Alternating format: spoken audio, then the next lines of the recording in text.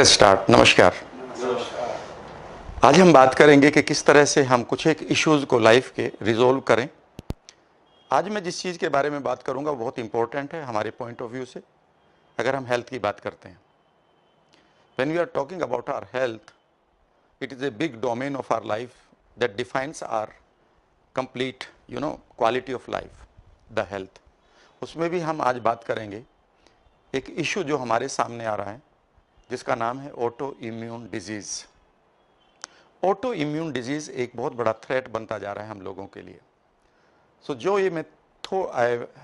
जो मेरी आज की टॉक है, इसका मतलब ये नहीं होगा कि हम किसी भी मेडिसिन को रिप्लेस कर रहे हैं। जो भी आप खा रहे हैं, कर रहे हैं, उसे करते रहिएगा। आज की मेरी टॉक होगी कि किस तरह से हम जो भी हमारा सिस्टम यूज़ कर रहे हैं हम अपने आप को ठीक करने के लिए, उसको हम और कैसे बेहतर करें, बेटर करें। आज की टॉक होगी कि किस तरह से ऑटो इम्यून डिजीज़ हम उसको सफ़र करते हैं और किस तरह से हम उसको ठीक कर सकते हैं। ऑटो इम्यून डिजीज़ का मतलब है कि जब हमारी खुद की इम्यूनिटी, हमारे पास एक डिफेंस मैकेनिज़्म है जिसकी वजह से हम स्वस्थ रहते हैं, हेल्दी रहते हैं। जब भी हमें कोई वायरस आता है, बैक्टीरिया आता है, जब भी हमारे ब्लड में या बॉडी में कोई भी फॉरेन मटेरियल आता है, तो इमीडिएटली हमारा डिफेंस सिस्टम एक्टिवेट हो जाता है और वो उस थ्रेट को इमीडिएटली समाप्त करना चाहता है। यही कारण है कि जब आपको चोट लग जाती है कहीं, तो इमीडिएटली वहाँ पर आप रेडनेस आ जाती है, जिसको हम इन्फ्लेमेशन कहते हैं। इसका सिंपली मीनिंग ये है कि जो हमारी वाइट ब्लड सेल्स हैं वो वहाँ जाकर इमीडिएटली अपने डिफेंस मैकेनिज्म को शुरू कर देते हैं। This is how our auto immune how our immune system works. The problem occurs when, कि जब हमारा इम्यून सिस्टम हमारी खुद के ऑर्गन्स को अटैक करने लगता है। ऐसा क्यों हो रहा है, यहीं पर यह सवाल शुरू होता है और आज की जो टॉक है सारी की सारी इसी के ऊपर आएगी। जब हम ऑटो इम्यून की बात करते हैं, हमारी इम्यूनिटी यानी कि हमारा इम्यून सिस्टम कंप्लीटली कंफ्यूजन में आ जाता है और उस कंफ्यूजन की वजह से वो अपनी ही होस्ट सेल को, जहाँ पर वो खुद रिजाइड करता है या जिसको बचाने के लिए वो सारे दिन काम कर रहा है, पूरी लाइफ काम कर रहा है, उसी को अटैक करना शुरू कर देता है।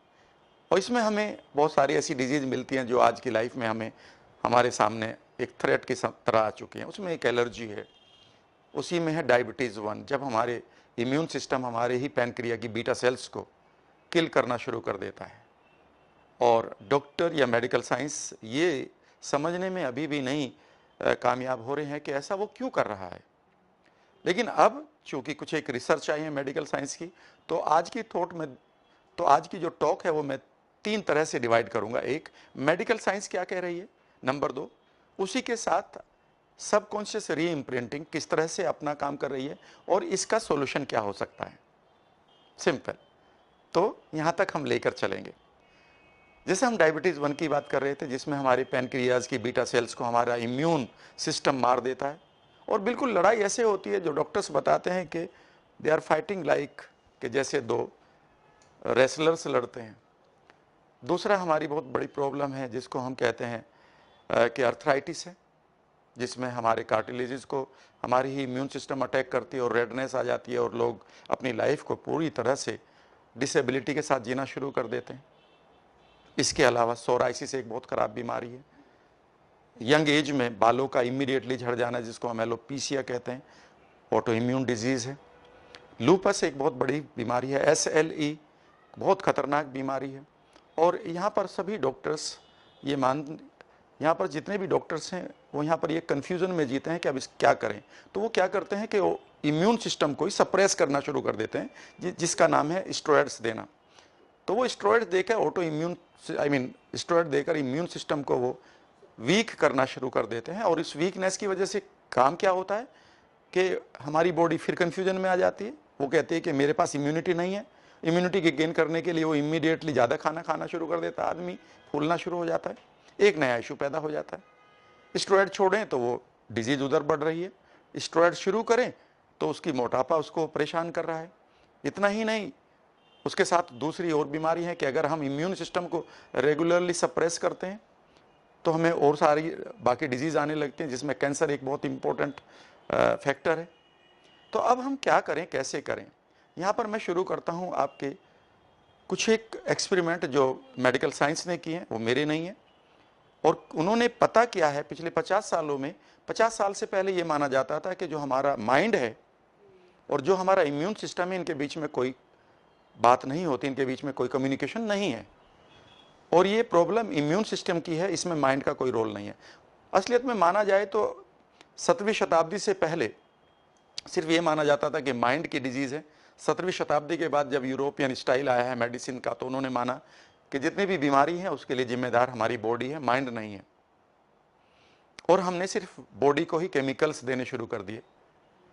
लेकिन फिर एक तब बदलाव हुआ है कि अब पिछले 50-60 सालों से आप देखेंगे कि डॉक्टर्स भी आपसे कहते रहते हैं कि भाई तनाव मत लिया करो, नींद अच्छी लिया करो, थोड़ा खेला ज़्यादा करो, तनाव को अपने से दूर रहने दो। और इसी प्रक्रिया में उन्होंने हमें एंटी डिप्रेसेंट भी लिखने शुरू कर दिए और नींद की गोली भी लिखना शुरू कर दी। तो उन्होंने खुद मान लिया कि माइंड भी इन्वॉल्व है। लेकिन इसके बाद तो और भी ज़्यादा हुआ है। एक नई टेक्नोलॉजी आई है मेडिकल साइंस में और साइकोलॉजी दोनों एक साथ जुड़कर, जिससे मैं शुरुआत करूंगा। उसका नाम है साइको न्यूरो इम्यूनोलॉजी। साइको यानी कि हमारा माइंड, कैसे हम परसीव करते हैं चीज़ों को, मैं इसकी बात करूंगा। न्यूरो, कैसे हमारा नर्वस सिस्टम काम करता है, और इम्यूनोलॉजी, जो हमारा इम्यून सिस्टम है। और यहाँ पर एक चौंकाने वाली चीज़ पाई गई है, जो एक छोटे से टॉक से मैं शुरू करूंगा। ये 1971 की बात है। ये 1971 की बात है, और 1971 में डॉक्टर रॉबर्ट अडर, उनका नाम है रॉबर्ट अडर, वो साइकोलॉजिस्ट थे और वो वेलनेस के ऊपर काम किया करते थे। और ये वो रोचेस्टर स्कूल ऑफ मेडिसिन में एक प्रोफेसर थे। उन्होंने अपनी टीम के साथ एक एक्सपेरिमेंट किया। वो एक्सपेरिमेंट ये था कि उन्होंने कुछ एक चूहों को लिया और उन चूहों को शुगर वाटर पिलाया, सैक्रीन वाटर, स्वीटेंड वाटर। और जैसे ही वो चूहे पानी पी रहे थे, मीठा पानी उनके लिए बहुत ही टेस्टी था, उनको एक इंजेक्शन लगाया गया जिसका नाम था साइक्लोफोस्फामाइड। साइक्लोफोस्फामाइड की खास बात यह थी कि वो इमीडिएटली उनकी आंतों में ऐंठन पैदा करती थी और उनको वोमिट कराती थी। और इतनी सी एक्सपेरिमेंट के बाद क्या हुआ कि उन्होंने इस एक्सपेरिमेंट के बाद उन्हें कभी भी साइक्लोफोस्फामाइड का इंजेक्शन नहीं लगाया, सिर्फ एक बार लगाया पानी पिलाते हुए। लेकिन उनके माइंड ने परसीव कर लिया कि मीठे पानी में ही वो जादू है जिनकी वजह से उनको उल्टी लग रही है। इसे हम एनएलपी में एंकरिंग कहते हैं, जो मैं आपके साथ शेयर करूंगा। ट्रिगरिंग कहते हैं, एंकरिंग कहो, ट्रिगर कहो, निमित्त कहते हैं इसे हिंदी में। कई बार हम देखते हैं कि हम एक रेस्टोरेंट के आगे से निकल जाते हैं तो इमीडिएटली मुंह में पानी आ जाता है। किसी आदमी का चेहरा याद करते हैं तो गुस्सा आने लगता है। किसी घटना, कोई पुराना गाना सुन ले तो इमीडिएटली हमें पुरानी यादें आ जाती है। कोई डियो हमें खुशबू आ जाए तो इमीडिएटली हमारी पुरानी मेमोरी आ जाती है।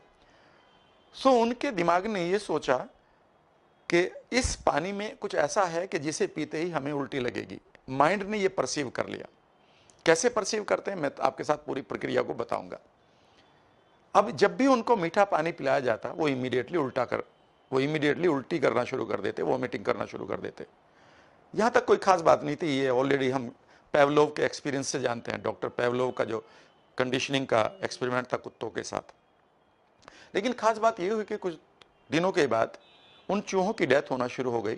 डॉक्टर रॉबर्ट अडर की टीम के लिए चौंकाने वाली बात थी। उन्होंने पाया कि आखिर इनकी मौत क्यों हो रही है, ये बाकी चूहों के साथ रहते हैं और इनको मीठा पानी पिलाते हैं कभी कभी सिर्फ एक्सपेरिमेंट को देखने के लिए। उन्होंने ये पाया कि उन चूहों को इन्फेक्शन बहुत जल्दी लग रहा था। अब सवाल उठता है कि इनको इन्फेक्शन इतनी जल्दी क्यों लग रहा है, बिकॉज वैसे तो ये एक ही साथ रहते हैं, सबके वही खाना खा रहे हैं, उसी एनवायरनमेंट में ले रहे हैं, पर इन्हीं चूहों को इन्फेक्शन क्यों यही चूहे क्यों इन्फेक्शन पकड़ रहे हैं। तो यहाँ उन्होंने जब उनका पोस्टमार्टम वगैरह किया तो एक चीज पाई कि जो साइक्लोफोस्फामाइड का इंजेक्शन उनको लगा था वो बेसिकली इम्यून सप्रेसर भी था। वो इम्यूनिटी को सप्रेस करने वाला था, जैसे स्टेरॉइड्स करते हैं। कोई भी इंजेक्शन हम एंटी एलर्जिक ले ले तो इमीडिएटली हमारा इम्यून सिस्टम सप्रेस हो जाता है। तो वो इम्यून सप्रेसर भी था। पर चौंकाने वाली बात तो है कि उनको तो वो इंजेक्शन दिया ही नहीं जा रहा है, पानी दिया जा रहा है। तो हुआ ये था कि जिस दिन उनको पानी के साथ वो इंजेक्शन दिया गया था, उनके माइंड ने उल्टी का ही कारण ट्रिगर पानी नहीं बनाया था, बल्कि जो इम्यून सिस्टम उस दिन सप्रेस हुआ था, अब वो हर बार जब भी पानी पीते हैं उनका इम्यून सिस्टम उसी तरह से सप्रेस होने लगता है, और माइंड की वजह से, और माइंड ने ये मान लिया कि इसमें इम्यून सप्रेसर भी है, और इम्यूनिटी चूंकि वीक हो जाती थी उस वक्त, तो वो they were susceptible, they were prone to the infection. और यहां इस एक्सपेरिमेंट के बाद एक टर्मिनोलॉजी आई जिसका नाम था psycho neuro immunology. Psycho neuro immunology ये कहती है कि जो भी हमारा माइंड परसीव करता है, कैसे करता है वो मैं अभी शुरू करूंगा। जो भी हमारा माइंड परसीव करता है, याद रखिएगा, वो परसेप्शन इमीडिएटली हमारी इम्यूनोलॉजी में जाता है। इम्यून सिस्टम हमारे 4 तरह के होते हैं, 4 पार्ट्स का बना होता है। मैं आपके साथ वो भी शेयर कर लेता हूं। एक है हमारा बोन मैरो, जहां से टी सेल्स आती हैं, डिफरेंट सेल्स आती हैं इम्यून सिस्टम को बनाने के लिए। बोन मैरो हमारे बोन के अंदर जो पार्ट होता है। दूसरा स्प्लीन है, तीसरा लिम्फ नोड है, और चौथा है व्हाइट ब्लड सेल्स। ये सब मिलकर एक डिफेंस सिस्टम क्रिएट करते हैं ताकि हम हमेशा लंबी उम्र के लिए तैयार रहें और कोई भी इंफेक्शन हमें ना आए। ये हमारा एक तरह से एक आर्मी हमारे साथ है। और इस आर्मी की खास बात यह है कि इसमें कुछ एक अटैकर्स भी हैं। जैसे एक आर्मी में कुछ ट्रक ड्राइवर होते हैं, तो कुछ कुक होते हैं, कुछ सफाई करने वाले और कुछ इन्फेंट्री वाले होते हैं। बिल्कुल यहाँ भी ऐसा ही है, कुछ इन्फेंट्री वाले हैं, कुछ सफाई करने वाले हैं, पीछे जो डेड सेल्स हैं उनको कैरी कर लेते हैं वापसी में। तो इस तरह से ये काम करता है। डॉक्टर्स ने 50 साल पहले ये पाया कि जो थॉट आपके माइंड में आता है, इमीडिएटली वो थॉट आपके माइंड में ही नहीं आता, वो इमीडिएटली ट्रांसफर होता है आपके इम्यून सिस्टम को। क्यों होता है, कैसे होता है, यहां पर भी मैं आपके साथ एक सेंटेंस शेयर करता हूं। उन्होंने पाया, अब से 50 साल पहले इसी प्रक्रिया जब ये चल रही थी, तो डॉक्टर पर्ट है वहां दूसरे, उन्होंने पाया कि जो बेसिकली हमारे न्यूरोट्रांसमीटर्स हैं, यानी कि जो चीजों को ट्रांसमिट करते हैं, उनमें एक मेन है न्यूरोपेप्टाइड। और उनकी खास बात यह थी कि जो न्यूरोपेप्टाइड, न्यूरो का मतलब है हमारा माइंड, पेप्टाइड का मतलब है प्रोटीन, एक ऐसी प्रोटीन जिसमें हमारे माइंड का सारी मेमोरी कोड हो जाती है। अगर इस वक्त मुझे डर लग रहा है तो वो न्यूरोपेप्टाइड उस डर को कोड कर लेगा, उसको एक पैकेज बनाएगा, और इमीडिएटली ये पैकेज जाएगा आपके इम्यूनोलॉजी को। और इम्यूनोलॉजी के पास भी बिल्कुल इसी न्यूरोपेप्टाइड का जो कहती हूं रिसेप्टर पड़ा हुआ है। Immediately it receives it and immediately acts it. Exactly जैसे ही यहां से पोस्टमैन गया, वो उसे लिफाफे को खोलेगा और वो इमीडिएटली एक्शन शुरू करेगा, ये मानते हुए कि ये फाइनल है। एक बार फिर सुनेंगे कि यहां से जो भी हमारा थॉट है, वो थॉट इमीडिएटली परसीव हो रहा है, जो कहती हूं किसको, हमारे इम्यून सिस्टम को। ये 50 साल पहले हमारी मेडिकल साइंस जान चुकी है, ये मैंने यहां तक पढ़ा है। अब सवाल उठता है कि अब मैं जो काम कर रहा हूं, लोगों के साथ हेल्प कर रहा हूं, मेडिकल साइंस की मुझे ये इंफॉर्मेशन जब मुझे मिली, और उसके बाद जब मैं अपने सब्जेक्ट को लोगों को दे रहा हूं पिछले 20 सालों से, जिसका नाम है न्यूरो लिंग्विस्टिक प्रोग्रामिंग सबकॉन्शियस री इम्प्रिंटिंग, यानी कि अब हमारे जब सबकॉन्शियस में अगर कोई पैटर्न आ रहा है तो इमीडिएटली वो पैटर्न किस तरह से हमारी बॉडी में जा रहा है। Let me tell you a small model also. तो पहली चीज है कि जो भी हमारा थॉट यहां पर आता है, इमीडिएटली वो हमारी इम्यूनोलॉजी में जा रहा है, हमारा इम्यून सिस्टम उसको पकड़ रहा है, और वो पकड़कर शांत नहीं बैठ रहा है, इमीडिएटली एक्शन ले रहा है, because it is big brother of the family, जो इमीडिएटली पूरी फैमिली को बचाना चाहता है। पर गड़बड़ ये हो जाती है कि जो यहां से थॉट हमारे इम्यून सिस्टम को जा रहा है, वो 3 तरह से इम्यून सिस्टम को प्रभावित या इंपैक्ट डाल रहा है। नंबर 1, या तो वो इम्यून सिस्टम को सप्रेस कर रहा है। जब वो सप्रेस कर रहा है उस टाइम आपको बहुत सारे इन्फेक्शन होंगे। इसीलिए आपने कई बार देखा होगा, जब आप बहुत सारी स्ट्रेस लेते हैं तो बॉडी आपको इन्फेक्शन वगैरह करके, कॉमन कोल्ड करके आपको 4-5 दिन हेल्प करती है कि अब आराम कर लो, बिकॉज उस टाइम आप you are susceptible, you are prone to catching the infection. दूसरा, या फिर ये इम्यून सिस्टम को एक्टिवेट कर देता है। अगर जब ये एक्टिवेट करता है तो ब्रोंकियल अस्थमा और एलर्जी से जो हमारी आती है, इमीडिएटली रैशेस, जिसमें इमीडिएटली आपको कई बार इंजेक्शन से लगवाने पड़ते हैं, क्योंकि आप उस एलर्जिक रिएक्शंस के लिए बने ही नहीं थे। ये हमारे एक्टिवेटेड इम्यून सिस्टम का नतीजा है। और तीसरा ये है, इसे ध्यान से सुनिएगा, कि तीसरा कि उस मैसेज को लेकर हमारा इम्यून सिस्टम कंफ्यूज भी हो सकता है कि मुझे अब करना क्या है, और इस कंफ्यूजन में वो बेसिकली अपने ही अंगों को अटैक करने लगता है। मान लेते हैं मैं एक फादर हूं और मेरे 2 बेटे हैं, मेरी फैमिली में अभी मेहमान आए हुए हैं और आज शादी है, और शादी में बहुत सारा गहना वहना घर में रखा हुआ है, मान लेते हैं। अब हुआ क्या कि अंधेरा हो गया, घर लाइट अचानक चली गई, चारों तरफ अंधेरा था, और अचानक किसी अंधेरे में डर कर किसी घर के सदस्य ने ही अपनी पर्सनालिटी को शिफ्ट करते हुए घर, उस अंधेरे की वजह से वो डर गया और चिल्लाना शुरू कर दिया, चोर डाकू चोर डाकू। अब जो सबसे बड़ा बेटा है, जिसके ऊपर पूरा जिम्मेदारी थी डिफेंस मैकेनिज्म, वो क्या करेगा, वो गोली चला दी उसने, या उसने पनिश करना शुरू कर दिया। अंधेरे में किसको पनिश कर रहा, जो लोग अपने थे। तो बिल्कुल एग्जैक्टली इस तरह से हमारा इम्यून सिस्टम जब कंफ्यूज हो जाता है तो वो कोई भी अंग को जाकर मारना शुरू कर देता है। थायराइड उसी का नतीजा है। अब जब हम बात करते हैं ऑटो इम्यून डिजीज की, तो 80 ऑटो इम्यून डिजीज के लक्षण पाए गए हैं अभी तक पूरे वर्ल्ड में। लेकिन अगर मैं मानूं तो एक ही तरह का है। डॉक्टर सिर्फ ये ढूंढ रहे हैं कि यार ये इम्यून सिस्टम, ये आपके घुटनों में गया है तो अर्थराइटिस हो गई, बालों पर चला गया तो आपको एलोपेसिया हो गया, यहाँ चला गया तो थायराइड हो गया, पैनक्रिया पर चला गया तो आपको डायबिटीज हो गई। है तो एक ही, कि confusion of your immune system. अब सवाल उठता है कि किस तरह से ये सब चीजें होती हैं। एक छोटा सा मॉडल मैं आपके साथ शेयर करूंगा, ये मेडिकल साइंस का है, और उसके बाद मैं अपना मॉडल शुरू करूंगा कि इन दोनों को अगर मिलाया जाए और वो थॉट जो आपके माइंड के अंदर पड़ा है उसे मैं रिजोल्व करना सिखा दूं तो कितना अच्छा हो। यानी कि जो आपका इम्यून सिस्टम कंफ्यूज है, जो आपका इम्यून सिस्टम कंफ्यूज्ड है, वो कंफ्यूजन वहां से हट जाए। मैंने ये पढ़ा है, यद्यपि मैं मेडिकल साइंस का स्टूडेंट नहीं हूं, पर इतना मुझे मेरे पार्टिसिपेंट्स ने बताया है जो मेरे साथ कई बार प्रोग्राम करने आते हैं, डॉक्टर्स होते हैं, या फिर मैं कहूं कि मेडिकल साइंस पर गूगल करेंगे तो आप इस तरह से पढ़ें। वो ये है कि यहां से कोई भी थॉट आया, अब ये थॉट कैसा है ये मैं 2 मिनट बाद बता रहा हूँ। ये थॉट यहां पर हुआ, थॉट यहां पर अगर ये नेगेटिव है तो इमीडिएटली इस नेगेटिव थॉट को, यहां पर हमारे पास 2 सेंसर हैं जिनको हम कहते हैं एमिगडाला। इमीडिएटली इस थॉट को या इस नेगेटिव थॉट को एमिगडाला एक सेंसर की तरह लेते हैं, इमोशंस को प्रोसेस करते हैं, और इमीडिएटली ये इंफॉर्मेशन ये दूसरी ग्लैंड को देते हैं, और इस ग्लैंड का नाम है हाइपोथैलेमस।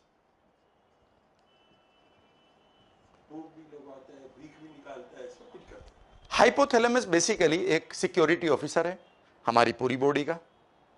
जैसे आपके गेट पर एक सिक्योरिटी ऑफिसर है, अगर उसे कुछ भी लगेगा कि गड़बड़ होगी तो इमीडिएटली वो एकदम से थ्रेट बेल को रिंग करेगा। तो इमीडिएटली था हाइपोथैलेमस क्या करता है कि आपकी बॉडी को चेतावनी देता है या अलर्ट करता है। अब इसमें बहुत सारी प्रक्रियाएं, मैं छोटा करता हूं प्रक्रियाओं को, कि यहां से इमीडिएटली वो 2 तत्वों को निकालता है जो हमारी ग्लैंड्स में होती हैं। एक का नाम है एड्रेनलिन और एक का नाम है कोर्टिसोल। और ये दोनों मिलकर एक काम करते हैं जो मैं आपके साथ शेयर कर रहा हूं। सबसे पहले इमीडिएटली ये दोनों तत्व आपके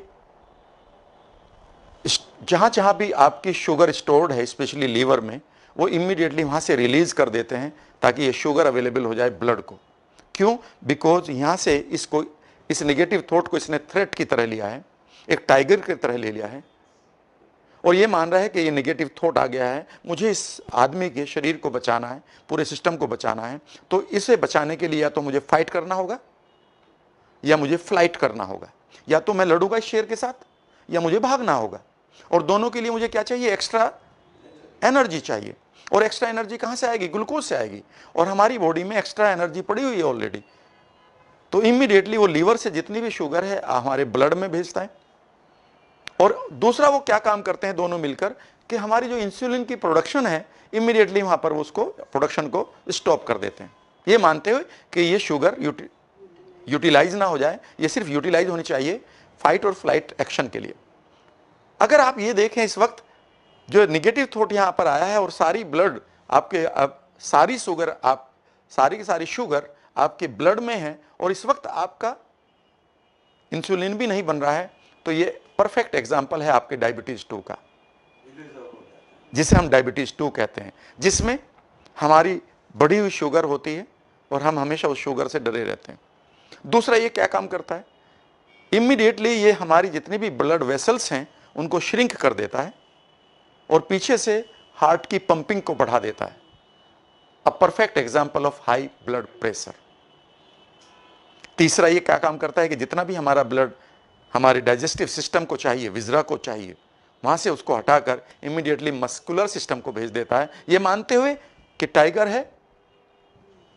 और इतना ही नहीं, अब कोर्टिसोल एक काम और भी करता है कि जो भी अब आप कंज्यूम करेंगे उसे ये फैट में कन्वर्ट करेगा, ये मानते हुए कि इस आदमी के पीछे टाइगर दौड़ता रहता है, मुझे इसके लिए एक्स्ट्रा एनर्जी चाहिए। और एनर्जी को वो ये मानता है कि अब मुझे उस चीज़ को कन्वर्ट करके फैट में स्टोर में रखना है, और वो कन्वर्ट करके फैट को हमारे जितने भी विजरल पार्ट्स हैं बॉडी के अंदर, विजरा में, उनके चारों तरफ जेल की तरह से इकट्ठा कर देता है, जिसका नाम है सेंट्रल ओबेसिटी।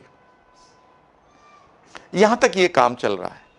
गड़बड़ ये हो गई कि ये टाइगर्स जो हमने यहां पर बैठा रखा है, इस टाइगर का कई बार हम कंट्रोल नहीं लेते हैं, और हम क्या कर रहे हैं कि सारा का सारा हम अपना मेडिसिन और अप्रोच यहां पर लगा रहे हैं।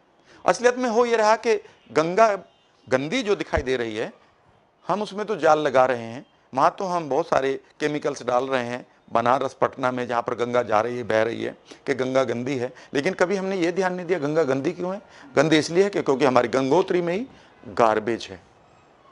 अगर हम इस गार्बेज को आज पकड़ना शुरू कर दें, कैसे, यहां पर ही एक छोटा सा मैं आपको मॉडल शेयर करता हूं कि कैसे सबकॉन्शियस रीइम्प्रिंटिंग पूरे इस प्रॉब्लम की जड़ को हैंडल कर सकती है। Right, let me tell you the crux of this talk now. और यहां पर जो भी हमारे टाइगर्स हैं, ये हमारे इम्यून सिस्टम को, हमारे बाकी सिस्टम को पूरी तरह से कंफ्यूज किए हुए हैं। और ये टाइगर्स हमने इतने बैठा रखे हैं। अगर आप एक छोटा सा मॉडल देखें, आप सीनियर लोग हैं, हम जब पैदा हुए थे हमारे पास ईश्वर ने, नेचर ने हमें दो चीजें दी थी, एक बॉडी और एक बॉडी को चलाने के लिए सॉफ्टवेयर। यस और नो? हमारी बॉडी को जो सॉफ्टवेयर चाहिए था वो यहां पर था। और अगर हम एक्सेप्शनल केस को मान छोड़ दें, 0.2% जो डिजीज बाय बर्थ होती हैं, तो हम एक बहुत अच्छी लाइफ जी रहे थे। हम अक्सर किस जोन में रहा करते थे? प्लेफुल। साइकिल चला रहे, गिर गए, सब हंस पड़े, 2 थप्पड़ टीचर ने लगाए, हंस पड़े आपसे, ठीक है ना, आपको आप कहीं फिसल गए, फिर हंस पड़े। तो आप एक जोन में रहा करते थे जिसका नाम था प्लेफुलनेस। और वो प्लेफुलनेस हमारी बॉडी के लिए बहुत एनर्जी दिया करता था, एंडोर्फिन्स खूब निकला करता था। अब गड़बड़ ये होगी कि वो प्लेफुलनेस तो रही नहीं लाइफ में। हम the moment child grows, immediately हम उसको बताते हैं बी सीरियस नाउ। आपसे ये भी नहीं लिखा जाता, पहला इश्यू आ गया। यानी कि जो सॉफ्टवेयर मुझे मिला था मेरी बॉडी को चलाने के लिए, मेरे हार्ट को चलाने के लिए, उसे ये नहीं पता था कि तुम्हें यहां अंग्रेजी सीखनी है, मैथ्स भी सीखना है, फिजिक्स भी सीखनी है। उसे सिर्फ ये मिला था कि इस बॉडी को चलाना है। पर हमने यहां इस सॉफ्टवेयर को वायरस डालना शुरू कर दिया। तुमसे ए भी नहीं लिखा जाता, तुमसे बी भी नहीं लिखा जाता, कोई हमारी लाइफ में आता है, चला जाता है, एक इशू बन गया। किसी ने हमको अब्यूज किया, कई बार हमारे फियर, कई बार हमारी गिल्ट, किसी ने हमें इस तरह से ट्रीट किया जो नहीं करना चाहिए था, और लोगों ने हमें बताया ये गलत हुआ तुम्हारे साथ। अब गलत हुआ तो बन गया टाइगर। और इस टाइगर को हम कैसे लिए घूम रहे हैं, अब मैं शुरू करता हूं और फिर एक समाधान लेकर जाता हूं। आज मैं आपको एक एक्सरसाइज भी सिखा कर जाऊंगा। पिछली बार भी मैंने श्रेयास जी आपके साथ किया था, आज भी करेंगे। Is that right? शुरू करते हैं। इस मॉडल को मैं दोबारा अब आपके साथ शेयर करूंगा। ये मॉडल मैं कई बार शेयर कर चुका हूं लोगों के साथ।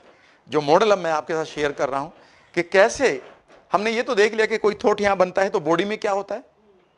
अब सवाल उठता है कि ये थॉट बनता कैसे है। और लोग कहते हैं कि तुम्हें कई बार शून्य में रहना चाहिए। अगर तुम्हें यह पता है कि मैं शून्य में हूं तो थॉट तो अभी भी है। जब आपको यह मालूम है कि इस वक्त मैं शून्यता में जी रहा हूं, तो ये फिर आपको पता कैसे है कि आप शून्यता में जी रहे हैं। और हम एक तरफ कहते हैं कि minds and oceans are restless, समुद्र और दिमाग तो रेस्टलेस हैं, ये तो कभी बैठते ही नहीं आराम से। और अब देखते हैं कि एक मॉडल मैं आपके साथ शेयर करूंगा और किस तरह से ये थॉट हमारी लाइफ को प्रोग्राम किए हुए हैं. This is what I want to convey to the people and how easy it is, how easy it is to get the charge of your life once again. और जीवन में control word बहुत ही emotional है. कई बार अगर हमारी life में हमारा कंट्रोल नहीं होता तो लोगों का होता है, इवेंट्स का होता है. मैंने ये देखा है कि कई बार लोगों की लाइफ में उनका कंट्रोल नहीं है. सिगरेट बनाने वाली कंपनी का कंट्रोल उसके माइंड के ऊपर आ गया, छोटी छोटी बातें उसको कंट्रोल कर रही हैं. एक ब्रेकअप उसकी लाइफ में होता नहीं कि सारी लाइफ वो अब डिप्रेशन में जिएगा. एक नुकसान होता नहीं कि पूरी लाइफ वो अपने एंग्जाइटी में जिएगा. तो you are not in control. कौन कहता है? मुझे तो कई बार लोग कहते हैं कि मेरा जीवन में मेरा कंट्रोल है. मुझे मैंने कहा ये बहुत बड़ी मिथ है. रियल में कंट्रोल किसी और का है. वो कंट्रोल कैसे बनता है? Let us start. Right? Hope you are enjoying. या हाँ, अब ये मॉडल अगर हम सब समझ लेंगे तो इसके बाद आपको अपने माइंड को थोड़ा सा कंट्रोल करने का एक तरीका मिलेगा. और मैं ये भी कह रहा हूं कि मैं एक सीरीज देना चाहता हूं हेल्प टॉक को, और मैं जितनी भी टेक्निक है 12-15 है उनको मैं आपके साथ शेयर करना चाहता हूं आने वाले टाइम में. राइट? क्योंकि जब मेरे पास इतना है तो हम ये मानेंगे कि बेसिक आज हो गया और मैं 20 मिनट के पास के लिए आया, आपकी जितनी भी टीम है, और अगर मैंने आपको 20 टेक्निक बता दी और 20 में से 2 टेक्निक भी आपने लोगों के साथ लगा दिया, sure you people are enjoying. Right? आज भी मैं सिखा कर जाऊंगा. तो ये हम हैं और हमारे जीवन में एक चीज चल रही है, वो है इवेंट्स. बचपन से चल रही है. जब हम पैदा हुए थे तब से ही शुरू हो गई थी. नर्स ने उल्टे लटकाकर 2 थप्पड़ लगाए थे कि रोना शुरू करो. Every time one thing is going on, that is called events. Yes और नो. और इन इवेंट्स को हम देखते हैं, कैसे लेते हैं? कुछ चीजों को हम देखते हैं. For example, you are looking at me, you are using your visual sense. Yes और नो. कुछ चीजों को हम सुनते हैं, you are listening to my words. कुछ चीजों को हम फील करते हैं, I am touching it, I am feeling whether it is hot और कोल्ड, सो मैं इसको टच कहूंगा. इसी को since we are using our muscles को हम डिफरेंट लैंग्वेज में काइनेस्थीसिया कहते हैं, तो हम इसको कहेंगे ये काइनेस्थेटिक सेंस है. कुछ चीजों को हम स्मेल करते हैं, टेस्ट करते हैं, लेकिन ये 3 ही मेन है. अब देखेगा ध्यान से क्या होता है कि ये इवेंट हमारी लाइफ में चल रही है और इस इवेंट को हमने परसीव किया है तो देखकर या सुनकर या महसूस करके, टच करके, और इमीडिएटली हमारे माइंड के अंदर जाती है. लेकिन ऐसा होता नहीं. ये माइंड के अंदर जाने से पहले यहाँ पर एक काम होता है कि कुछ चीज़ों को हम डिलीट कर देते हैं. जब आप घर से यहाँ तक आए, बहुत सारी कारें आपके बगल से गुजरी, आप उनको भूल चुके हैं. याद रखिएगा, हमारा माइंड कितना भूलता है. अगर आप कॉन्शियसली खुली खिड़की में बाहर देखें तो you can see at least 2.5 million informations. एक पेड़, उसके पत्ते भी आपको दिखाई दे रहे हैं. 25 लाख, लेकिन 25 लाख इंफॉर्मेशन को आप गैदर कर रहे हैं, लेकिन याद कितनी आती है? 5 to 7. यहां पर कुछ चीजों को हम डिस्टोर्ट करते हैं. डिस्टोर्ट का मतलब है कि जैसी है वैसी नहीं छोड़ते, आप अपना मीनिंग देते हो. हमेशा आप अपना मीनिंग देते हो उसको. Yes, it is good for me, it is bad. ये खराब हुआ, ये अच्छा हुआ. हम डिस्टोर्ट करते हैं, हमेशा डिस्टोर्ट करके चीजों को रखते हैं और कुछ चीजों को जनरलाइज करते हैं. हमेशा गुड को भी आपने गुड बनाया तो ये आप ही का तो है. अगर जेब कतरे ने जेब काटी तो जिसकी कटी उसके लिए खराब है, और जिसको पैसे मिले उसको अच्छा है. फॉर एग्जाम्पल, अगर सड़क पर एक्सीडेंट हो जाए, हम कहेंगे एक्सीडेंट हुआ है. हमारे लिए परसेप्शन अलग है, डिस्टोर्शन अलग है. जिसके साथ हुआ उसका पेन अलग है. और मान लेते हैं एक मेडिकल स्टोर सामने ही है, उसके लिए तो ये इवेंट खराब नहीं है. तो हर आदमी के साथ डिस्टोर्शन अलग है. वो अच्छा खराब तो उसका अपना मीनिंग है. जो जितनी भी चीजें हम मीनिंग दे रहे हैं इवेंट को, वो तो हमारा अपना मीनिंग है. सो याद रखिएगा, इसके बाद ये इवेंट नंबर 2 यहां बनती है. अब आप खुद देखेंगे, अगर ये इवेंट नंबर 1 है और ये इवेंट नंबर 2 है, इन दोनों में तो कोई समानता नहीं है. This event is either deleted और डिस्टोर्टेड और जनरलाइज्ड और 3. और याद रखिएगा, इसी को हम कहते हैं सबकॉन्शियस इंप्रिंट्स. इसी को हम कहते हैं मेमोरी. इसी को हम कहते हैं पर्सनल एक्सपीरियंस. और इसी को हम कहते हैं सब्जेक्टिव एक्सपीरियंस. याद रखिएगा, it is objective experience. It is same for everyone, but it is different for everyone. This one, एक एक्सीडेंट है, बट डॉक्टर के लिए वो अलग है, पेशेंट के लिए अलग है. जेब कटी है ये एक इवेंट है, लेकिन जिसकी कटी है उसके लिए अलग है, और जिसने काटी है उसकी अलग है, और जिसकी जो विटनेस था उसकी अलग है। अभी मैं बताता हूं कि ये परमानेंट कब होंगी, परमानेंट कब नहीं होंगी। अब ध्यान से सुनिएगा, ये सवाल अब शुरू हो जाता है। और ये जो इवेंट 2 है, ध्यान से सुनिएगा, ये इवेंट 2 आपको एक चीज पैदा करेगी, and that is called your emotional state. इसे इमोशनल स्टेट हिंदी में इसे मनोदशा कहते हैं, हिंदी में इसको मनोदशा कहते हैं, इंग्लिश में इसको इमोशनल स्टेट कहते हैं, जोन ऑफ माइंड कहते हैं। और ये 2 तरह की हो सकती है। नंबर 1, या तो ये पॉजिटिव हो सकती है या नेगेटिव हो सकती है। Positive like happiness, Joy, for example wellness, for example concentration, togetherness, ये पॉजिटिव स्टेट है। क्रिएटिविटी। और ये नेगेटिव भी हो सकती है, for example sadness, for example confusion, frustration, feeling victim, guilt, revenge, fear, phobia. अब ध्यान से सुनिएगा, यहां से एक सवाल का जवाब आएगा। यहीं पर है पूरा का पूरा हमारा टॉक का क्रक्स। याद रखिएगा, इन पॉजिटिव स्टेट में खास बात यह होती है, ये आती हैं, आप इन्हें एक्सपीरियंस करते हैं और ये चली जाती हैं, यानी कि आपका ट्रांजिशन कंप्लीट हो गया है। इसीलिए इनको हम कहते हैं रिजोल्व्ड issue. रिजोल्व्ड issue, the issues which have already been resolved in your mind, you are not carrying them as a burden. But when these things happen, they are lying as unresolved issues. इसी word को क्या बोला है, पहला word बोला गया है इसी को, unresolved issues.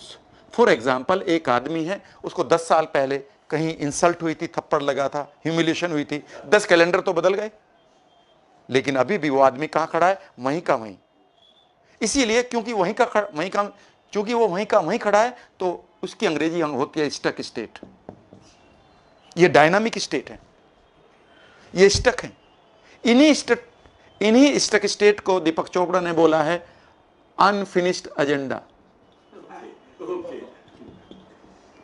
एक एजेंडा जो अभी भी आपके दिमाग में चल रहा है, अनरिजोल्व्ड। अगर मैं कहूं कि I lost my father 40 years back and I still carrying the burden, तो अभी वो इश्यू 40 साल पुराना नहीं, अभी भी है, अभी भी टाइगर यहीं बैठा हुआ है, यानी कि अभी भी आपके जूते में कंकड़ उतना ही स्ट्रांगली पड़ा हुआ है। आगे सुनिएगा, ये जितना भी गहराई के साथ पड़े होंगे, जैसे जितना आपका डिस्टोर्शन, डिलीशन और जनरलाइजेशन जितना गहरा होगा, ये इश्यू वहीं का वहीं पड़ा होगा। आगे सुनिएगा, इन्हें हम कहते हैं रिसोर्सफुल स्टेट। रिसोर्सफुल स्टेट क्यों कहते हैं इनको, क्योंकि यहां से आपका एमिगडाला एक इंफॉर्मेशन लेता है और वो आपकी इम्यूनिटी को उस न्यूरोपेप्टाइड के थ्रू एक मैसेज भेजता है, और वो मैसेज है एक फिल्म का एक dialogue, all is well, not all, all. So all is well. और जैसे ही वो कहता ऑल इज वेल, तो वो कहता let me produce lot of endorphin, serotonin, dopamine, जो भी आपको जरूरत है, क्योंकि वो ऑल इज वेल है, तो वहां डांस शुरू हो चुका है। Means you are in flow, means you are dynamic now, your body is healing. लेकिन वो कहता है नहीं, उसने अगर ये मैसेज ले लिया और ये अंडरलाइंग है डीप डाउन, 10 साल पहले से आपका चल रहा है इशू, हर टाइम कोई ना कोई इशू चल रहा है, तो यहां पर आप अनरिजोल्व्ड इशू के साथ जी रहे हैं। और ये अनरिजोल्व्ड इशू, इनको कहेंगे हम अनरिसोर्सफुल स्टेट। क्यों? बिकॉज अभी भी आपके पास सारे रिसोर्सेज हैं अपने आप को हील करने के, लेकिन आप इस स्टेट की वजह से उन रिसोर्सेज का फायदा नहीं उठा पाएंगे।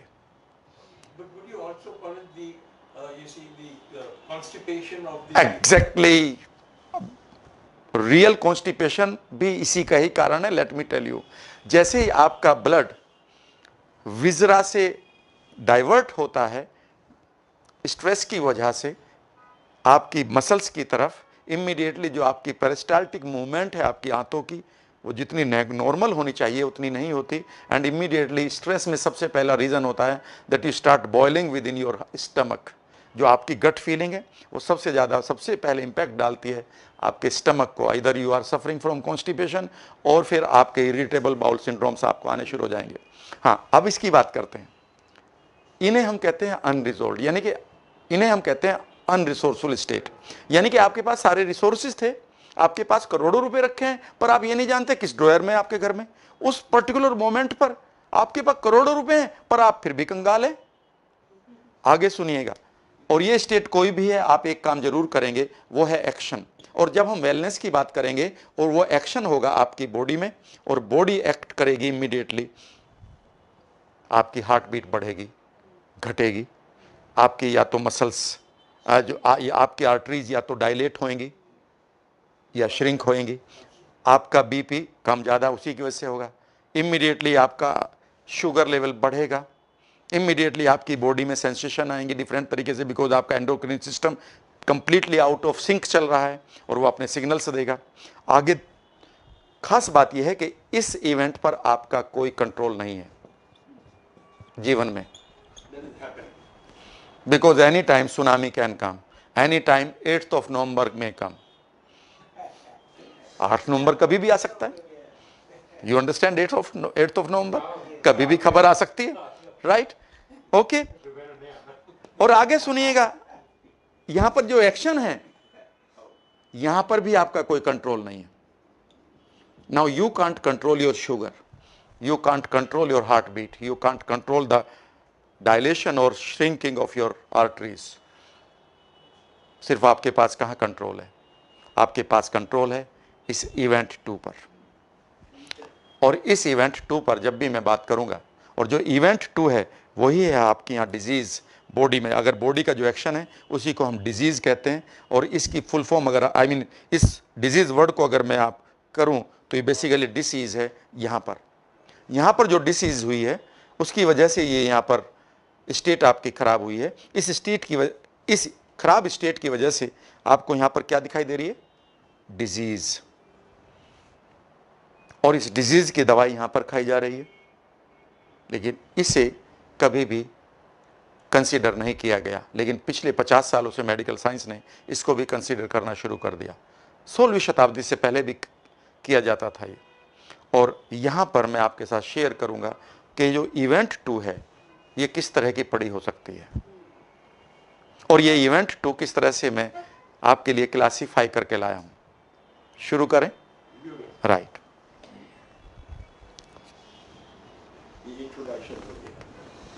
सो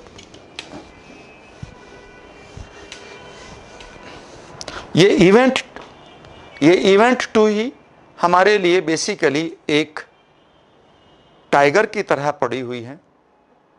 टाइगर, अगर मैं छोटा सा दिखाऊं कि ये टाइगर अगर आ जाए, यहाँ पर एक टाइगर है, टाइगर को आप या तो देखेंगे या कोई चिल्लाएगा अरे भाई वर्मा जी टाइगर है आपके पीछे, या मैं महसूस कर लूँ कि टाइगर मुझे टच करके जा रहा है, इमीडिएटली मैं एकदम से डिलीट, डिस्टोर्ट एंड जनरलाइज करूँगा चीज़ों को। क्या करूँगा? डिलीट कर दूंगा कुछ चीज़ों को कि ये बगल से गुजर सकता है, डिस्टोर्ट कर दूंगा कि टाइगर है तो काटेगा, जनरलाइज कर दिया कि टाइगर है तो मौत है। और ये जो टाइगर था यहां तक आते आते क्या बन गया? डेंजर बन गया। और डेंजर इमीडिएटली मुझे क्या देगा? होपलेसनेस। इमीडिएटली मेरा माइंड इसको परसीव करेगा, एमिगडाला, हाइपोथैलेमस मेरे अंदर मुझे एक्स्ट्रा एनर्जी देगी नेफ्रीन, एड्रेनालिन और कोर्टिसोल से। मेरा इम्यून सिस्टम इमीडिएटली कंफ्यूज होगा, राइट? और इमीडिएटली मैं कोई ना कोई एक्शन लूँगा, और एक्शन वो जो बॉडी में दिखाई देगा। और होगा क्या कि मैं थोड़ी देर बाद इस टाइगर से मैं जान बचा लूँगा। अब ये टाइगर तो चला गया और मैं भी नॉर्मल हो गया। लेकिन गड़बड़ है कि ये टाइगर आज की तारीख में, जब से हमने 21st सेंचुरी की बात करते हैं, ये टाइगर तो आता नहीं। इस टाइगर को तो देखने के लिए हम जाते हैं जंगलों में कि टाइगर दिखाई दे जाए। लेकिन जो जीवन के टाइगर हैं वो हमने यहां पर बैठा रखे हैं, जिनका नाम है अनवांटेड इश्यूज। उसकी कार मेरी कार से बड़ी कैसे, उसकी साड़ी मेरी साड़ी से सफेद कैसे, मेरे बच्चे के इतने मार्क्स कम क्यों, मुझसे पहले किसी और का प्रमोशन क्यों, आज मुझे ये किसी ने क्यों बोला, उसने मेरी तरफ देखा भी नहीं, उसने देखा था तो इस तरह से देखा था। और हमने जीने की कला तो सीखी नहीं, मरने के तरीके पूरी तरह से काम सीखने शुरू कर दिए। हर जगह हम ये ढूंढ रहे हैं, और इसी चीज के ये और यही इशू हमारे मन, और यही इशू हमारे इवेंट 2 में पड़े हुए हैं, हमारे सबकॉन्शियस में पड़े हुए हैं। क्लियर है? अब सवाल उठता है कि किस तरह से चीजें ठीक हो सकती हैं। यहां पर मैं आपके साथ 8-10 तरीके शेयर करूंगा, उनमें से आज मैं एक एक्सरसाइज भी आपको करके दिखाऊंगा। इसी वक्त आप करिएगा, सिखाइएगा, एंड यू विल फाइंड। अभी मैं घाटकोपर में कर रहा था, एक लेडी आई, जब मैंने उनको एक छोटी सी एक्सरसाइज कराई तो उन्होंने कहा, राम मैं आपको बताऊं, जब वो लंच के ब्रेक में दोबारा आई, एक्सरसाइज मैंने लंच से पहले कराई थी, उसने कहा कि जो मुझे अर्थराइटिस है उसका जो पेन है that is not there, even मैं चल रही हूं और मैं जो इशू था मेरा दिमाग के अंदर, जैसे ही वो आपने रिजोल्व किया है मेरे पैरों पे उसका असर दिखाई देना शुरू हो गया है। मैंने उनसे कहा कि याद रखिएगा, ये पैरों का इशू नहीं था, ये दिमाग पर जो बोझ है वो वहाँ पर आप एक्सपीरियंस कर रहे हो। हमारे माइग्रेन, हमारी शुगर उसी का नतीजा है। हमारे बॉडी पेन, हमारी बॉडी में कोई पेन होता ही नहीं है। हमारी बॉडी सिर्फ और सिर्फ हील करना जानती है, हमारी बॉडी सिर्फ स्वस्थ रहना जानती है। फिर हम बीमार क्यों पड़ते हैं? बिकॉज गंगोत्री से ही गार्बेज इतना आ रहा है, बॉडी उसको कब तक क्लीन करे? उसके पास अपना तरीका था हील करने का, पर आप रेगुलरली अगर उसको ऐसे इम्प्रिंट्स दे रहे हो तो वो निश्चित रूप से उन पैटर्न को न्यूरोपेप्टाइड से लेता है। और एक खास बात ये पाई गई है, डॉक्टर्स ने ये भी पाया है कि हमारी हर सेल्स के ऊपर एक रिसेप्टर होता है। न्यूरोपेप्टाइड जो भी इंफॉर्मेशन यहाँ से लेकर वहाँ जाएगा, इमीडिएटली आपकी सेल्स उसी तरह से उसे परसीव करके अपने डीएनए को इंफॉर्मेशन दे देगी, और डीएनए की इमीडिएटली जो सिचुएशन वो बदलनी शुरू हो जाती है। बायोलॉजी ऑफ बिलीफ 2008 में एक किताब लिखी गई है ब्रूस लिप्टन के द्वारा, कभी आप पढ़ेंगे तो चौंक जाएंगे। और उन्होंने ये खास बात यह है कि 1954 की बात है, 1954 की बात है, एक डॉक्टर वेस्ट थे, उनके पास एक मरीज आया। उनके पास मरीज था कैंसर का, और कैंसर का मरीज डेस्परेट था, और उसे मालूम था कि ये डॉक्टर मुझे ठीक कर देगा, और उसे लग रहा था कि वो बहुत जल्दी ही मरने वाला है। वो डेस्परेट था कि मुझे कुछ भी आप मेरे ऊपर ट्राई करो, मैं ठीक हो सकता हूँ अभी भी। लेकिन उस वक्त एक दवाई आई, उसका नाम था करीबियोजेन, करीबियोजेन, ये सॉल्ट का नाम था। और ये उस कैंसर के लिए नहीं बना था जो इस आदमी को था। फिर भी उसने कहा कि नहीं, आप मुझे इंजेक्शन दो। जैसे ही उसको इंजेक्शन दिया, यू वोंट बिलीव कि विद इन 3 डेज डॉक्टर चौंक गया कि इसको ये क्या हुआ। वो पूरी तरह से ठीक हो गया।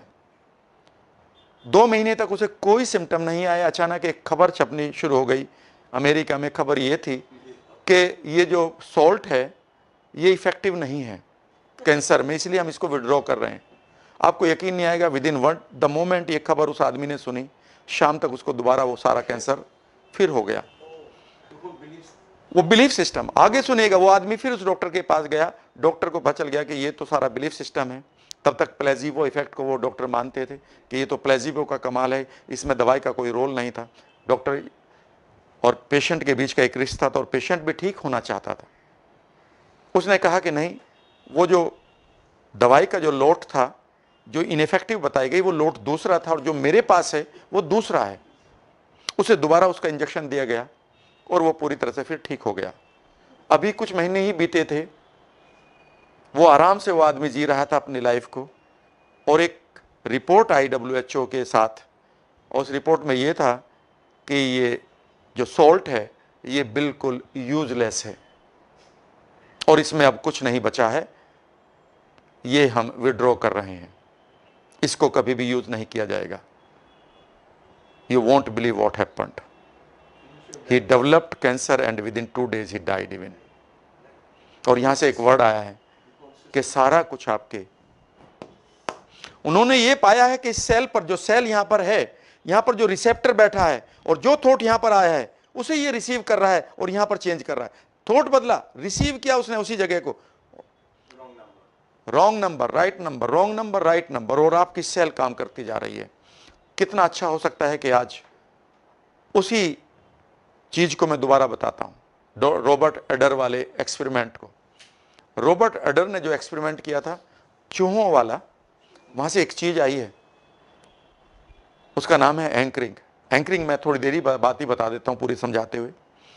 अब सवाल उठता है कि अगर हमारी सेल्स इस तरह से परसीव कर रही हैं चीजों को, तो क्या हम अपनी सेल्स को एक इंफॉर्मेशन नहीं दे सकते यहां से यहां तक के लिए? और यहां पर अब बात आती है सॉल्यूशन की। Can we start now? अगले 20 मिनट सॉल्यूशन के जाएंगे, right?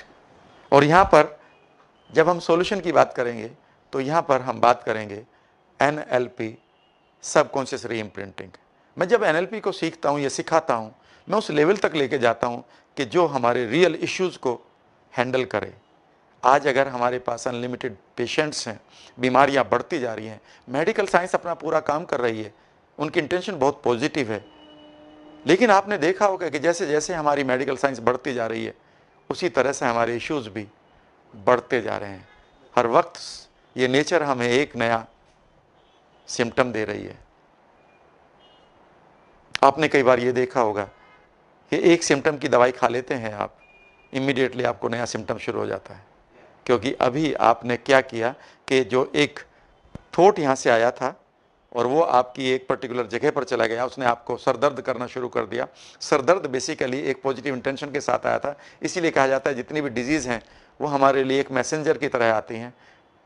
Disease comes to us to save us from the worse fate, वो हमें और ख़राब विनाश से बचाने के लिए आती हैं, पर हम क्या करते हैं, हम अपने ही मैसेंजर को शूट कर देते हैं। जैसे ही हमें सरदर्द हुआ, हमने सरदर्द का कारण तो पूछा नहीं बॉडी से, आज मैं उसकी बात करने जा रहा हूँ अभी, और इमीडिएटली हमने एक पेन किलर खा लिया। अब माइंड कह रहा है okay, if you can cure it let me see you, I am going to your pancreas. फिर आप कहते हैं अब मैं दूसरी दफ़ा गोली खा लूँगा, वो कहता है okay I am going to your joints now, और मैं आगे बढ़ता हूँ। और आपने क्या कह रहा है कि आप बार बार, जो आपका बच्चा है आपके ऊपर उसने इंक डाली थी, आपने बच्चों को 2 थप्पड़ लगा दिया, अब उसने इंक नहीं डाली कभी जीवन में, लेकिन अब क्या करना शुरू कर दिया कि आपकी कार को फर्स्ट गियर में स्पीड देनी शुरू कर दी। अब वो कार खराब करेगा। अब आपने कार को टच करने के लिए उसको मना कर दिया, अब वो क्या कर रहा है कि जितने भी आपके चेक रखे थे उसको उन्हें खराब करना शुरू कर दिया। यानी कि वो अपना काम कर रहा है, सिर्फ अपनी अप्रोच को बदल रहा है। तो हमारी बॉडी अप्रोच को बदल रही है, क्योंकि आपने इशू को हैंडल नहीं किया। उस बच्चे से ये नहीं पूछा कि भाई आपकी पॉजिटिव इंटेंशन क्या है, आप चाहते क्या हो। शायद वो अटेंशन चाह रहा था। और जितने भी बीमार हैं उनमें से 90% लोगों को आप देखेंगे उनको सिग्निफिकेंस का इशू है, उनकी बीमारी उनको कहीं ना कहीं हेल्प कर रही है। सेकेंडरी गेन कहते हैं इसको हम माइंड में, they are having some secondary gain. For example, कई बार लोग मिलेंगे, अगर मैं बीमार ना होता तो मैं भी कुछ कर लेता। ये उसी बच्चे की तरह है जो एग्ज़ाम के दिन जिसको उल्टियाँ लग गई थी और वो IIT नहीं कर पाया, और अब कह रहा है कि एग्ज़ाम के दिन मुझे उल्टी ना लगती तो मैं भी IIT कर लेता। नहीं, आपका माइंड जानता था उस दिन कि आप IIT के लिए तैयार नहीं हैं। असलियत में उस दिन आपको वॉमिटिंग कराकर उसने आपको ऑनरेबल एग्जिट दिया है। सो अधिकांश बीमारी हमारे लिए ऑनरेबल एग्जिट दे रही हैं।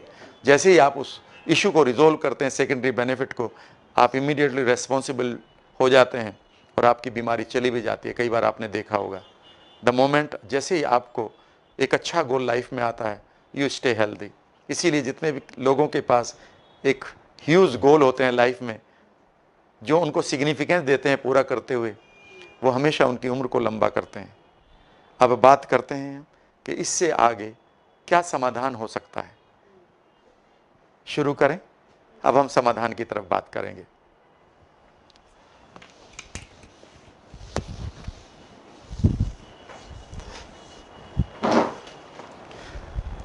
पहला समाधान, नंबर 1, क्योंकि मैं जितने भी सॉल्यूशन बताऊंगा सबकी एक्सरसाइज तो मैं नहीं करवा पाऊंगा, क्योंकि जब भी मैं बात करूंगा एक्सरसाइज की तो वो एक प्रक्रिया होगी, कम से कम 40 मिनट चाहिए होते हैं, पर मुझे बताना तो है ये आपको। तो शुरू करता हूँ, पहले किसी में 1 मिनट लूंगा, किसी में 30 सेकंड लूंगा। उसे लेने से पहले मैं आपके साथ शेयर करूंगा कि किस तरह से हमारे माइंड के 2 पार्ट हमें हेल्प करते हैं। एक का नाम है कॉन्शियस माइंड और एक का है सबकॉन्शियस माइंड। आपने भी ये पढ़ा होगा कई बार। तो मैं जिस तरह से समझाने की कोशिश करूंगा बहुत सिंपल होगा, साइंटिफिक होगा। मैं ये मानता हूं कि 1 मिनट के अंदर इसको समझ जाए। ऐसा ना हो कि ये ऐसा लगे कि ये बहुत बड़ा टॉपिक है, बहुत छोटा सा टॉपिक है। एक है कॉन्शियस माइंड, कॉन्शियस को हम अवेयरनेस कहते हैं। जब हम होश में होते हैं, जब आप अवेयरनेस में हैं, आप मुझे देख रहे हैं तो इन आंखों से देख रहे हैं, यस और नो, तो हम कहेंगे ये कॉन्शियस के विजुअल्स हैं। लेकिन इस वक्त आप अपने घर के दरवाजे को देख सकते हैं, आप अपने घर की किचन को देख सकते हैं, यस और नो। आप अपनी फैमिली को देख सकते हैं, आपकी कार कहां पार्क होती है उसको देख सकते हैं, ये आपका। लेकिन अवेयरनेस में तो मैं हूं। इसे कौन देख रहा है? इसकी आपको जानकारी इस अवेयरनेस के परे से आ रही है, जिसका नाम है मेटा अवेयरनेस या मेटा कॉन्शियस के परे। उसी को हम सबकॉन्शियस कहते हैं। एक मेमोरी की तरह इम्प्रिंट पड़े हुए हैं, जो इवेंट 2 हमने बोला था। उसी तरह से जब आप इन कानों से सुन रहे हैं तो ये ऑडियोज हैं कॉन्शियस माइंड की। लेकिन इसी वक्त आप अपनी फैमिली के मेंबर्स की आवाजें सुन सकते हैं, उन्हें हम कहेंगे ये सबकॉन्शियस की ऑडियोज हैं। इसी तरह से जब आप यहां पर बैठे हैं तो आपको फील हो रहा है कि ये ठंड है कि गर्मी है, आपका हाथ कहां पर, आप बैलेंस्ड है, ये सब आपको जानकारी है। ये कॉन्शियस फीलिंग है। लेकिन किसी ने आपको अवार्ड दिया था, पहली बार आपको चेक मिला था सैलरी का, आपके घर में बच्चे का जन्म हुआ, तो वो फीलिंग सभी भी आपके पास पड़ी है, वो हमारे सबकॉन्शियस में पड़ी है। यहां पर पहला चैलेंज देखिएगा, ह्यूमैनिटी के सामने पहला चैलेंज।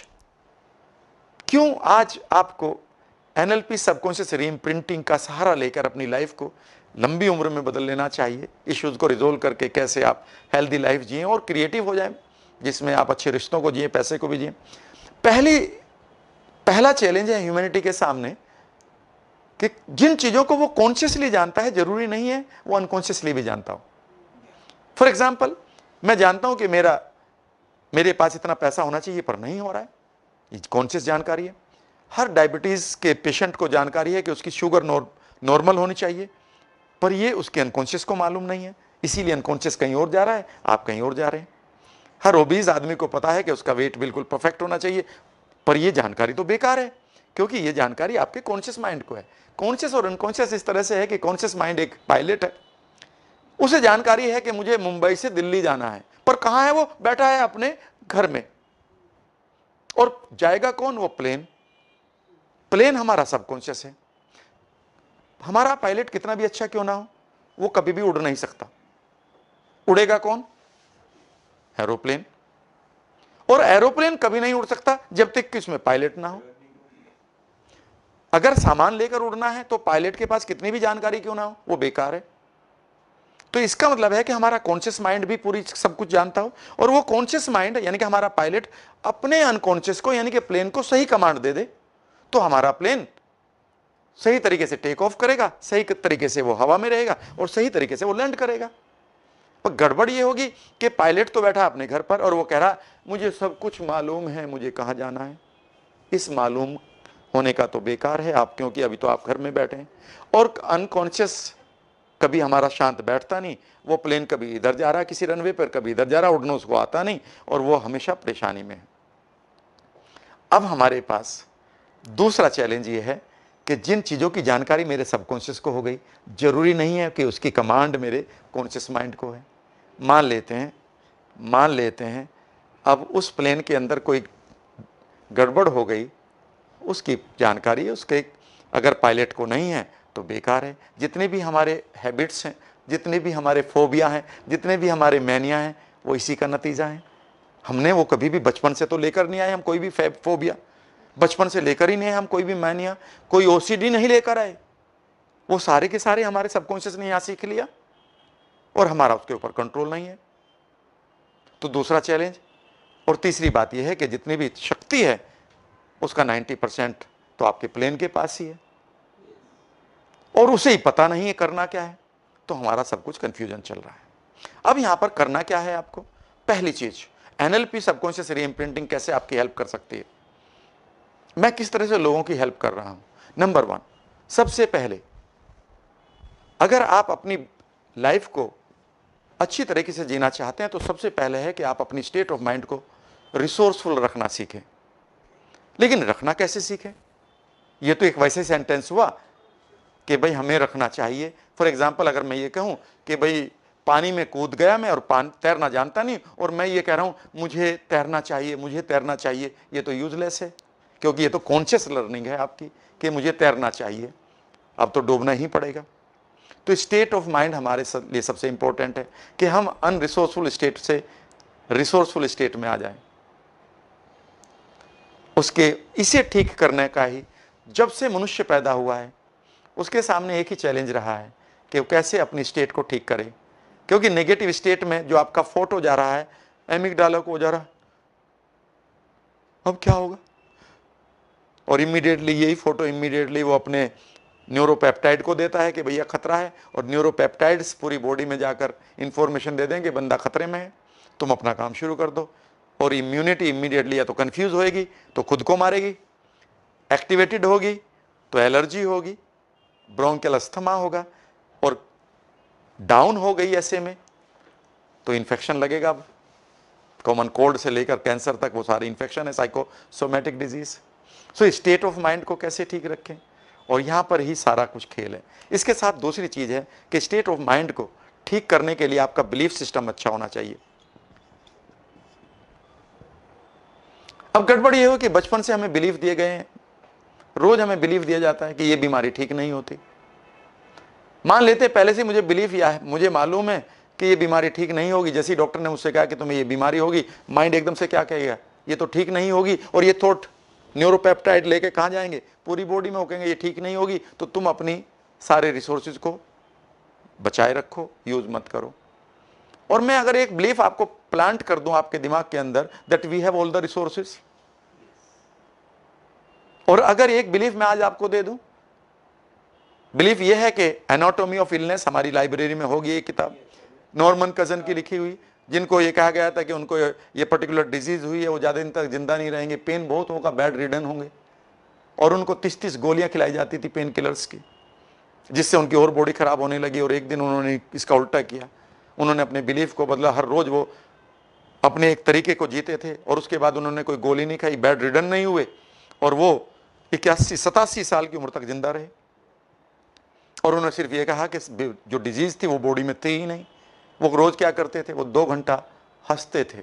उन्होंने पाया था कि अगर आदमी 1 मिनट से 2 मिनट के लिए पूरे दिल से लगाकर स्टेट में आकर हंस पड़े, तो वो 2 घंटे के लिए पेन किलर हमारा इतना रिलीज हो जाता है बॉडी में कि पेन ही नहीं रहेगा, इतना एंडोर्फिन और डोपामिन हो जाएगा।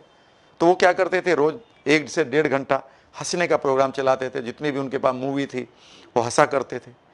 उन्होंने अपना अस्पताल छोड़कर बगल में एक होटल लिया था जो अफोर्डेबल था। उन्होंने कहा होटल एक मुझे वेलनेस की फीलिंग दे रहा है, हमारे हॉस्पिटल वेलनेस के लिए बने हैं कि बीमारी के लिए बने हैं? नेचुरली बीमारी के लिए बने हैं, वेलनेस के लिए तो बने ही नहीं हो। और उन्होंने एक बिलीफ क्रिएट किया, और उस बिलीफ का नतीजा है कि उन्होंने अपनी लाइफ को पूरी तरह से जिया। और बिलीफ का ही मैंने बताया कि बिलीफ कितना स्ट्रांगली काम करता है। आपको एक छोटी सी और कहानी इसी बीच में बताऊंगा। तीसरी चीज है कि आप अपने साथ रेपो में रहिए। कभी आप आराम से बैठेगा, शांत होकर अपने आप को फ्रीज कर लीजिएगा उसी वक्त, और अब आप इमेजिन करिएगा कि आपके थॉट आपके तलवों से लेकर, आपके सोल से, पैरों से लेकर, टोस से लेकर, आप अपने थॉट्स को अपने सर तक ले जाइएगा, और इमेजिन करिएगा कि your all body parts are totally connected, and now feel what is going on in your body, and you will get some message from your body. It was continuously saying to you something, but you are very busy in this world not to listen it, your own body. इसी को हम pacing कहते हैं। याद रखिएगा, जितने भी आप खुद को पेस करेंगे, और कई बार उन थॉट्स को, जो मैं आपसे बात कर रहा था कि आज एक छोटी सी एक्सरसाइज मैं दे के जा रहा हूं, वो 1 मिनट की भी नहीं है। वो ये है कि आप अपने ही वर्ल्ड में एंटर करिए। गड़बड़ ये होगी कि हम बाहर की चीजों में भी, हमारी जो एक्सटर्नल अटेंशन है, वहां भी हम मास्टर नहीं है, वहां पर भी हमारा डिलीशन डिस्टोर्शन चल रहा है, और अंदर कभी जाते नहीं, और हम कहते हैं कि मैं अपने जीवन को जी रहा हूं। कहां जीवन है आपका? बाहर की दुनिया में भी आपका डिस्टोर्शन है, और अंदर कभी आप गए नहीं। अंदर जाकर देखिएगा, और सिर्फ ये करिएगा कि आपकी फीलिंग्स इस वक्त क्या चल रही हैं। नंबर 1, कौन सा पार्ट इस टाइम टेंशन में है, किस जगह पर आप रेस्ट में हैं। इस चीज को सोचते हुए आप ध्यान दीजिएगा कि आपकी हार्ट बीट कैसे क्या कह रही है। अब ध्यान देना शुरू करिएगा कि आपका जो ब्लड फ्लो है वो कैसा चल रहा है। शांत बैठकर आप धीरे धीरे अपने मानस पटल पर, मेंटल स्क्रीन पर चलती हुई इमेजेस को ध्यान से देखिएगा। अब धीरे धीरे अंदर की आवाजों को सुनना शुरू करिएगा, कुछ मत बदलिएगा। Do this much only, and first time you are addressing yourself, you are sitting with yourself, and उसमें से कुछ 90% थॉट ऐसे होंगे जैसे ही आप उनके साथ बैठेंगे वो चले जाएंगे। उस बच्चे की तरह जो बिना मतलब रोता है जब आप घर पर रहते हैं, आप जैसे ही कहते हो तो मेरा प्यारा बच्चा है, चलो गोद में लेता हूं, अब वो आराम से बैठ गया है। सिर्फ उसे ये बताइए कि मैं हूं। इसे हम पेसिंग कहते हैं, पेसिंग कहते हैं। आप सब लोग करिएगा। तीसरी चीज है, रेपो के बाद मैं लेता हूं, चौथी चीज है वो है हमारा न्यूरोलॉजिकल अलाइनमेंट।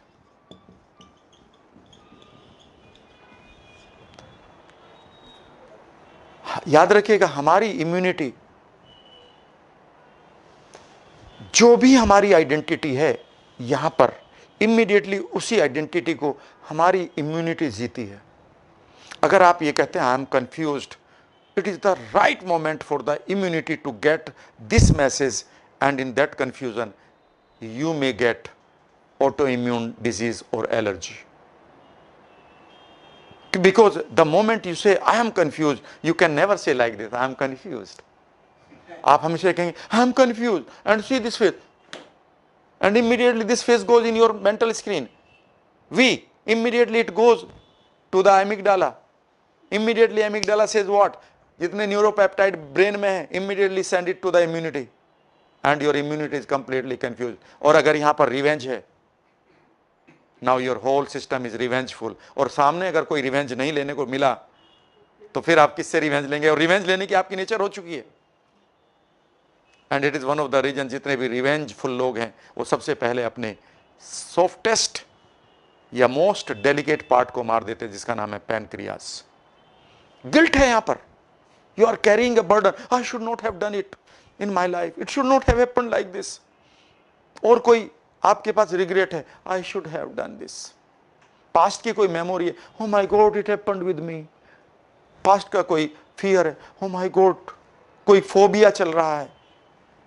ये सारे के सारे आपको मैसेज दे रहे हैं, और यह आपके बिलीफ सिस्टम को, मान लेते हैं मैं बचपन में मुझे एब्यूज किया गया है, तो मेरा बिलीफ बन गया है कि मैं एब्यूज्ड हुआ हूं, और यहां पर मैंने अपने बिलीफ को कोर बिलीफ में डाल दिया है that I M unworthy.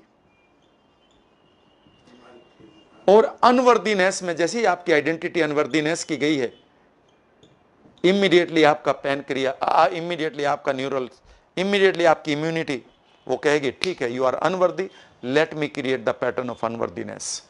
70% of the cancer patients they are found, 70% cancer patient उन लोगों की जब एक खास बात देखी गई, वो पाए गए कि 1 से 3 साल के बीच में उनके स्पाउस की डेथ हुई है। 70% कैंसर पेशेंट के साथ एक खास बात पाई गई, जब उनसे पूछा कि उनके पास क्या इमोशनल एक्सपीरियंस है पास्ट का, तो पाया गया कि 70% कैंसर पेशेंट के पास उनके स्पाउस की डेथ हुई है 1 से 3 साल के बीच में, और जिसकी वजह से उनको एक बिलीफ मिल गया that I am no more worthy to live on this earth, and this pattern has gone into the deep identity of endocrine system और योर इम्यूनिटी, एंड वहां से वो अनवर्दीनेस का इशू आ गया है। The moment you create worthiness once again, which I want to give you as a gift of the talk today, always मैं आपको एक छोटा सा पैटर्न देकर जाऊंगा, उसको एंजॉय करिएगा। और 5वीं चीज है कि आपके पास हो सकते हैं बहुत सारे एंकर्स बने हुए हों। एंकर्स का मतलब है ट्रिगर्स। फॉर एग्जाम्पल, रॉबर्ट अडर की कहानी को मैं 2 तरीके से लेता हूं। उन चूहों को जिनकी मौत हो रही थी, उस एक्सपेरिमेंट के बाद यह पाया गया कि वो पानी भी इम्यूनिटी को सप्रेस कर रहा था। इसका मतलब यह हुआ कि एक दिन, मान लेते हैं आप कंप्लीटली कंफ्यूजन में थे या किसी ग्रीफ में थे, कोई भी आदमी मान लेते ग्रीफ में है, और उस वक्त उसकी इम्यूनिटी कंफ्यूजन में है, या नेगेटिव है या पॉजिटिव जा रही मीन्स एक्टिवेट हो रही है, उस वक्त हो सकता है कि वो अपने रूम को ही देख ले, अपने ऑफिस को देख ले, अपने एनवायरनमेंट को देख ले। तो याद रखिएगा, इस ग्रीफ को अब दोबारा आने की जरूरत नहीं है, ये रूम भी वही काम करेगा। उस रूम में जैसे ही घुसेगा उस टाइम वो इमीडिएटली इसी पैटर्न पर जाएगा उसका इम्यून सिस्टम। इसलिए जितनी भी एलर्जीज हैं, अगर हम कहते हैं उसको डस्ट एलर्जी है, पता है डस्ट में कोई एलर्जी नहीं होती। डस्ट में एलर्जी होती तो सबको होती, मुझे तो नहीं है, किसी ने भी डस्ट में घुमाओ मुझे। डस्ट में एलर्जी नहीं है। हुआ यह था कि एक दिन आप चीजों को परसीव कर रहे थे गलती से, उस टाइम आप फोबिक एक्सपीरियंस में थे। अब क्या होगा कि ये न्यूज मिल गई, आपकी इम्यूनिटी पूरी हिली पड़ी है, और उस टाइम उस कंफ्यूज्ड इम्यूनिटी में जो एलर्जिक रिएक्शन अंदर चल रही है, टक से उसका जो ट्रिगर है वो धूल बन गई, वो पोलन ग्रेन्स बन गए, वो बिल्ली बन गई, वो कुत्ता बन गया। उस समय आपने कोई खाना खा लिया, वो बनाना अब एलर्जी हो गई, वीट एलर्जी हो गई है। याद रखिएगा, आप एलर्जिक थे उस टाइम, उस एलर्जी की पीक पर आप थे, और जो भी चीज उस टाइम आप देख रहे थे, सुन रहे थे, कह रहे थे या चख रहे थे, वो उसका ट्रिगर बन गया। जिस तरह से पेवलोव को कुत्तों को लार टपकाने के लिए मीट लाने की जरूरत नहीं थी, वो सिर्फ घंटा बजाते और लार आ गई। अब आपको मैकडोनाल्ड का बर्गर खाने की जरूरत नहीं है, ना वहां जाने की जरूरत है। मैकडोनाल्ड देख लो और मुंह में पानी आना शुरू हो चुका है। क्यों? बिकॉज अब सिर्फ और ऐसे क्या कर रखा हमने, आपको मालूम है, इवन मेडिकल साइंस ने एक चीज, मैं कल ही पढ़ रहा था कि जब एग्जाम के दौरान बच्चों को इवन माउथ अल्सर्स होने लगते हैं, पेट का गड़बड़ होना तो बड़ा कॉमन है, दिल का धड़कना तो बड़ा कॉमन है। और याद रखिएगा, उनके बाद ये पाया गया कि जैसे ही जिस सीजन में उनका एग्जाम था, वो सीजन उनको अगर बाद में भी आता है लाइफ में, तो उन्हें रात को एग्जाम के सपने आने लगते हैं, और उस एग्जाम में वो अच्छा फील नहीं करते। इवन हमने बच्चों की लाइफ में एग्जाम वर्ड को भी एंकर कर रखा है। अरे एग्जाम है, बच्चे को डराता है, एग्जाम है, अब पूरी इम्यूनिटी उसकी कांप रही है, एग्जाम है, और वर्ड कौन सा सुन लिया? एग्जाम। अगली बार यही ऑडिटरी आपका एंकर बस उसे कहना है एग्जाम, और वो अंदर से कप कपी छूट गई, और हो सकता है कि वो अब वॉमिटिंग करे, अब उसका पेट दर्द हो, उसकी कमर में दर्द हो, बार बार उसको बाथरूम जाना पड़े। छोटा बच्चा है तो रात को अपने बिस्तर को गीला करना शुरू कर दे, अनलिमिटेड। अब समझिए कि अगर ये एंकर आपके पास बना है तो इसको कोलैप्स कैसे करना है। This is where you need it. हमारे जितने भी डिप्रेशन है, हमारी जितने भी ऑटो इम्यून डिजीज हैं, वो कहीं ना कहीं से एंकर हुए पड़े हैं। The moment you go into a stressful situation, immediately आपकी बॉडी रिएक्ट करना शुरू कर देती है। एंड आप कहते हैं आपकी बॉडी पर आपका कंट्रोल है, नहीं है, क्योंकि ये डीप डाउन सबकॉन्शियस माइंड में जा चुका है। यहां पर सबकॉन्शियस की री इम्प्रिंटिंग करवाना जरूरी है। और यहां पर एक छठी चीज भी है कि जो भी बीमारी हमें आती है, ध्यान से सुनिएगा, यहां पर मैं कंक्लूड करूंगा, जो भी बीमारी हमें आती है वो एक प्रीसपोजिशन के तहत आती है। और प्रीसपोजिशन ये है, एक बिलीफ ये है कि every behaviour has a positive intention. Every behaviour has a positive intention. आप कहेंगे ऐसा कैसे हो सकता है? एक आदमी सिगरेट पीता, उसकी पॉजिटिव इंटेंशन क्या है? जिस दिन उसने शुरू की थी उस दिन पॉजिटिव इंटेंशन थी, either he wanted to avoid some stress और he wanted to enjoy some significance.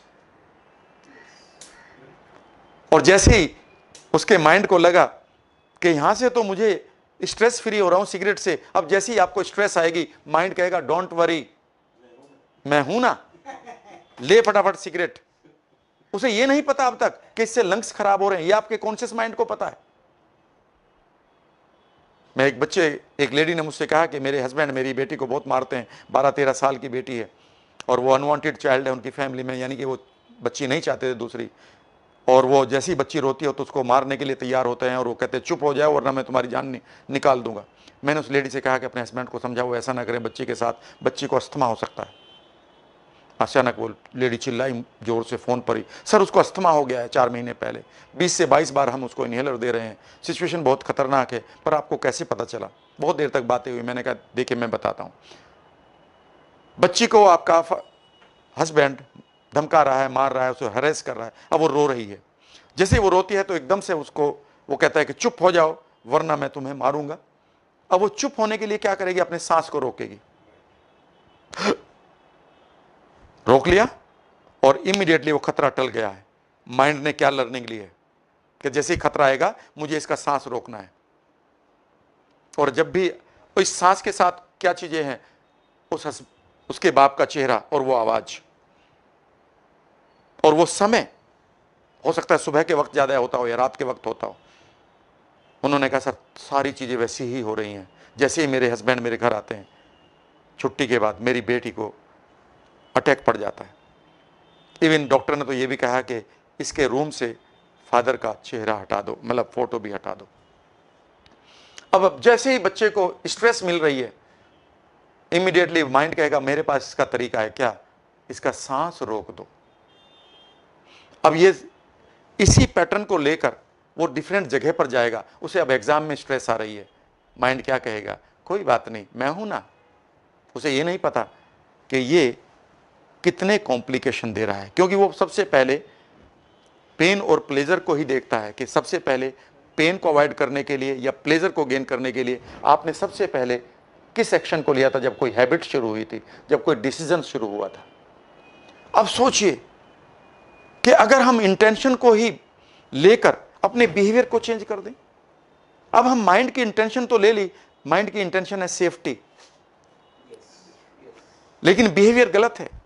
जैसे आदमी सिगरेट पीता है, उसकी इंटेंशन क्या थी कि मैं उस वक्त जो स्ट्रेस आ रही है उससे हटा लूं, यानी कि मैं राहत में आ जाऊं, कंफर्ट में आ जाऊं। यस और no? So intention is getting comfort, but behaviour क्या हो गया, सिगरेट पीना। हमें बिहेवियर से नहीं लड़ना है, इंटेंशन को पूरा करना है। द मोमेंट आप उसको रीफ्रेम करने लगते हैं, यानी कि उस बिहेवियर को लेकर उसकी इंटेंशन तक जाते हैं और इंटेंशन के लिए नए क्रिएटिव पैटर्न दे देते हैं, इमीडिएटली आप उससे बाहर आ जाते हैं। याद रखिएगा, your disease is a behaviour of your body, yes और no, and it has some positive intention. आप आज एक काम करेंगे सब लोग, जब भी आपको कोई भी अनकंफर्टेबल फीलिंग आ रही हो या डिजीज आ रही हो, एक काम करिएगा। उसे करने का तरीका मैं बहुत ही सिंपल तरीके से बताऊंगा, जो मैंने बताया हुआ है। वो इतना सिंपल होगा कि आप बहुत मजा आएगा। चाहे वो कोई सा भी इशू क्यों ना हो, आपको कमर में दर्द है, बार बार माइग्रेन हो रहा है, आपको कोई डिजीज की तरह चीजें आ रही हैं, याद रखिएगा, they want to give some signals to you. तो एक सवाल पूछिएगा, इमेजिन करिएगा आपके सामने आपकी एक सेल्फ बैठी हुई है जो इस बीमारी को रिप्रेजेंट करती है। हमारे माइंड के अंदर बहुत सारे पार्ट होते हैं। एक पार्ट कहता है यार सिगरेट पी ले, एक पार्ट ये भी कहता है मत पी, एक पार्ट कहता है सुबह उठना है और बीच पे घूमने जाना है, और एक पार्ट कहता है सो जाना, एक पार्ट कहता है इस काम को निपटा ले, एक कहता है कल करेंगे। यस और no? So we have different parts in our mind. सोचोगे, इमेजिन करिए कि वो पार्ट जो आपको बीमारी दे रहा है वो आपके सामने चेयर पर बैठा है, उसके साथ एक छोटी सी टोनैलिटी यूज करिए और उससे पूछिए, you are giving me this behaviour, not challenge, not disease. उसे नहीं पता ये डिजीज है। इवन कोई भी इशू है आपका, हमारे बड़े शहरों में आजकल एक बहुत बड़ा चैलेंज आ गया है लोगों के सामने, वो है ओसीडी, ऑब्सेसिव बिहेवियर। हम एक तरह से चिल्लाने लगते हैं, हस्बैंड वाइफ एक ही तरह से चिल्लाते हैं, हमारे रिश्ते खराब हो जाते हैं। 50 बार हम कार के हैंडल को देख रहे हैं कि ये लॉक किया नहीं किया, 100 बार हम अपने वॉश बेसिन पर हाथ धो रहे हैं, घंटों तक नहा रहे हैं लोग, सिगरेट पी रहे हैं तो पी रहे हैं, बात शुरू करी तो रुकना ही के नाम नहीं ले रहे। ये ओसीडी हमारे यहां भरे हुए हैं। याद रखिएगा, इसके पीछे एक पॉजिटिव इंटेंशन है। इस कोई भी आपका इश्यू है, चाहे वो आपकी एडिक्शन है, ओसीडी है, कोई मैनिया है, बार बार पर्सनालिटी शिफ्ट हो रही है, इस टेक्निक को लगाइएगा और मैं आपको एश्योर करता हूं that you will get a wonderful feedback. और इमेजिन करिए आपके सामने आपकी सेल्फ बैठी है जो इस बीमारी को रिप्रेजेंट कर रही है, और वो आप ही का परिवार है। इमेजिन करिए आप ही का बेटा है, छोटा भाई है या बेटी है, और इमेजिन करिए उसके साथ बात करते हुए, इमेजिन करते हुए उसके साथ अपनी टोनैलिटी को बहुत ही मधुर रखें और एक सवाल पूछें कि तुम मेरा पार्ट हो, मैं तुमसे बात करना चाहता हूँ। इमेजिन करें कि बात करने के लिए तैयार है, और एक सवाल पूछें कि जो तुम मुझे ये बिहेवियर दे रहे हो, चैलेंज नहीं बोलेंगे, प्रॉब्लम नहीं बोलेंगे, डिजीज नहीं बोलेंगे, बिहेवियर दे रहे हो, इसके पीछे आपकी पॉजिटिव मंशा क्या है? What is your positive intention? How you want to help me? What you want to say? What you want me to recall? how you are helping me, and I am waiting for your answer, and now get silent. और उससे वायदा करो कि तुम कभी भी मुझे बता सकते हो, and it is between you and me. I will not create any contempt for you. I have a wonderful respect. मेरे तक ही ये बात रहेगी, उसको वायदा करो। उसे ये भी कह दो कि तुम चाहो तो मुझे सपने में भी बता सकते हो। एंड नाउ, और उसे एश्योरेंस दो, और उससे एश्योरेंस लो कि वो सही समय पर आपको जरूर बताएगा। एंड किसी दिन आपको थॉट आएगा, आप उछल जाएंगे। कई बार आपने देखा होगा कि आप किसी पार्टी में गए थे, आपके जानने वाले बहुत सारे लोग थे, एक फ्रेंड आपका पुराना मिल गया, श्रेयस जी, और आप उसको जानते थे, हेलो हुई, हाथ वाथ मिले, देर तक आपने चाय कॉफी पी, लेकिन आप जानते थे कि आप उसका नाम भूल गए गलती से। लेकिन अब क्या करें, अब तो बात अच्छी चल रही, सब कुछ आप लेकर घर आ गए, लेकिन एक थॉट आ गया, यार इसका नाम क्या था। और फिर क्या होता है, अचानक 2 दिन बाद आप अपना काम कर रहे होते और उसका नाम याद आता है, यस और नो। याद रखिएगा, now I conclude with wonderful sentence. Now आपका सबकॉन्शियस माइंड, अगर आप उसे प्रॉपरली कोई भी क्वेश्चन देते हैं, वो उसके आंसर को तब तक ढूंढता रहेगा जब तक उसका रियल आंसर नहीं मिल जाता। वो हो क्या रहा था कि आपके माइंड में लाखों इवेंट्स पड़ी हैं, उन इवेंट्स में वो चलना शुरू हो गया, एक पार्ट आपके साथ काम कर रहा है। आप गाड़ी चला रहे हो, आप हेल्प लाइब्रेरी में आ रहे हो, आप ये कर रहे हो, आप वो कर रहे हो, आप दाढ़ी बना रहे हो, आप किचन में हो, आप पराठे तल रहे हो, लेकिन एक पार्ट अभी भी कहां है, आपके पास्ट के रेफरेंसेस में, जहां मिलियंस ऑफ न्यूरल पाथवे पड़े हैं, उन पाथवे को वो चेक करता जा रहा है। और सडनली उसको एक साउंड मिली थी, अरे उसका नाम तो ये है, और टक से आप क्या होता है, इवन ये मैसेज आपकी बॉडी को हिला देता है, यस और नो। अरे यार ये ना, याद रखिएगा, न्यूरोपेप्टाइड ने अपना काम कर दिया, and you feel good also. अरे यार ये ना है, वहां मिला था, ये था यूरेक का मोमेंट, यस और नो। तो याद रखिएगा, जब आपने अपने माइंड से कहा कि मुझे इसकी पॉजिटिव इंटेंशन दो, now wait for some time. हो सकता है कल सुबह 4 बजे आपको थॉट आए, हो सकता है परसों आए। 1-2 बार उसे बैठाकर बहुत ही मधुरता के साथ बात करनी है, मानो it is your child, it wants to say something to you. And remember, जब बच्चा कुछ कहता है ना और उसके दिल की निकलती है, वो इमीडिएटली आपको बहुत अच्छी तरह से।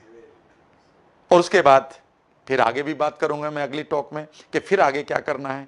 और अपने ही माइंड से पूछिए कि अगर ये इंटेंशन है तो नया बिहेवियर क्या होना चाहिए तो मेरी हेल्प करे, जो इकोलॉजिकली ओके हो।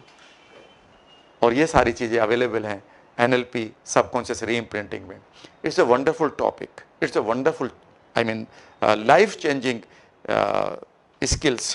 मैं ये लोगों को बता रहा हूँ, दे रहा हूँ, और मैं अपने मिशन को लेकर चला हूँ, और मैं चाहता हूँ कि हर आदमी तक ये सिंपल मैसेज चला जाए।